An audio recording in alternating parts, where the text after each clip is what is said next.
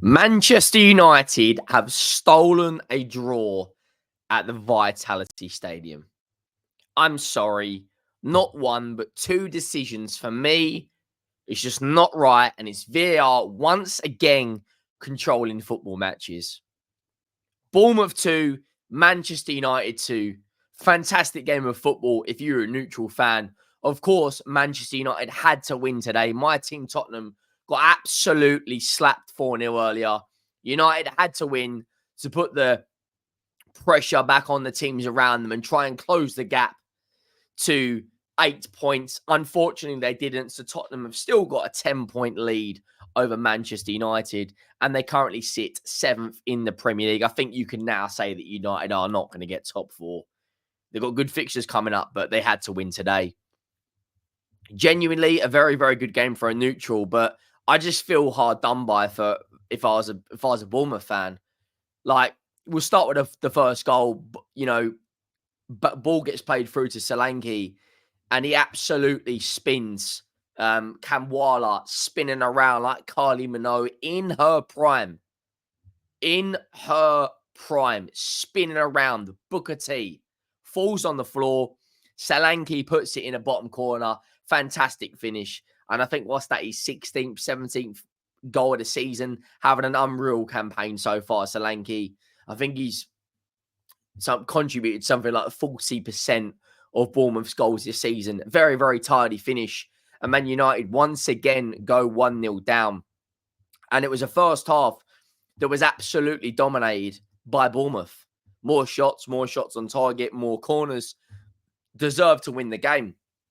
Fair play, though. Man United come back. Garnacho puts the ball into the box. And Bruno Fernandes, who is probably Man United's best attacker that game, gets the equaliser and makes it 1-1. And at that point, I'm like, right, now United need to go and get a second, get a third, and try and take control of this game. This is the thing about Man United this season. It doesn't matter how many games they've won, lost, or drawn. They never really seem to be in control of a game for 90 minutes. Like when you watch the top teams in the league, Liverpool, Arsenal, and City, they managed to get a grip of the game early on. And like if you watched Man City against Luton earlier, from minute 1 to 90, they had a control of the game.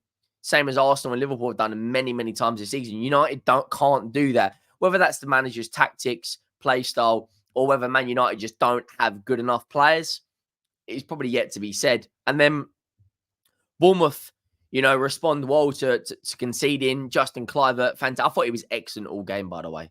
I thought he was absolutely brilliant today. Gets a goal and makes it 2-1. And Manchester United conceded 20 shots in this game against Bournemouth. Like, you're getting outplayed off the park by Jason Bournemouth, as X would say. Bournemouth playing Man United off the park, home and away. Like, I'm sorry. United stole a draw today. I don't care what anyone says. Half-time, Man United have a lot to do in the second half. They come up, they played a bit better. But what we need to talk about, the 64th, 65th minute. Kobe Mainoo plays a ball. It hits the Bournemouth defender's arm. He literally can't go anywhere. It's hit his arm like that. He's hit his arm up here. His arm's next to his body. He doesn't move his arm towards the ball. How they have awarded that a penalty is mind-blowing. It's absolutely insanity how they have awarded that as a penalty. Like, I don't care what level of football that is at. If that is given in non-league, it's a disgrace. But the Premier League, the best league in the world, with tens of cameras around the stadium, VAR, referees, 4 officials, linesmen, and they've given that as a penalty, in my opinion, is so harsh. It's unreal. It had to be overturned. It wasn't. And do you know what? Throughout the second half, I thought the referee the entire game was very, very biased to Man United. Everything they did, they got away with. Everything Bournemouth did, they kept blowing up and giving it as a free kick to Man United. There was a chance in the second half when I think the centre-back, Kabwala, I think his name is, he fell on the floor, and I think it was the attacker from Bournemouth, I think it was Unal, managed to get past him, and he blew it up and said it was a push. Like, what are you talking about? What are you talking about? That is never in a million years a free kick. But he gives it a free kick to Man United. Bruno Fernandes slots the penalty home, makes it 2-2. And then at the very end of the game, right? At the very end of the game, Man United are knocking on the door. They're knocking on the door. They're trying to. Bruno Fernandes is doing absolutely everything he can to rally the troops and get a goal. But unfortunately for him, they didn't. And at the very, very, very, very end, the referee points to the spot. Christie pounces on a loose ball, drives into the box. Kambwala smashes into him. Now, whether it was, I thought it was a penalty because my understanding is if it's on the line, it's a penalty. The contact happens outside the box, but the contact, in my opinion, continues basically on the line. That should have been a penalty, in my opinion. It wasn't. They had the free kick, who now waste it. But Man United, they absolutely stink. Like, you can't be conceding 20 shots against Bournemouth. Like, in the last 2 games, they've conceded 48 shots. And they've conceded nearly 600 shots in the Premier League this season. 600 shots for a team that have got aspirations to compete in the Champions League. I thought Bournemouth fought harder.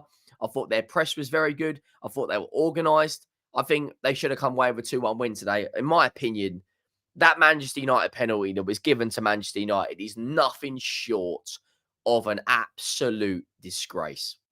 Like, I don't understand how on earth he gives that as a penalty. Not only that, Man United have got an easy run of games coming up. This was not, I wouldn't say Bournemouth away is an incredibly tough game, but they do fight over there. They've then got Sheffield United at Old Trafford, Burnley at Old Trafford, and Crystal Palace.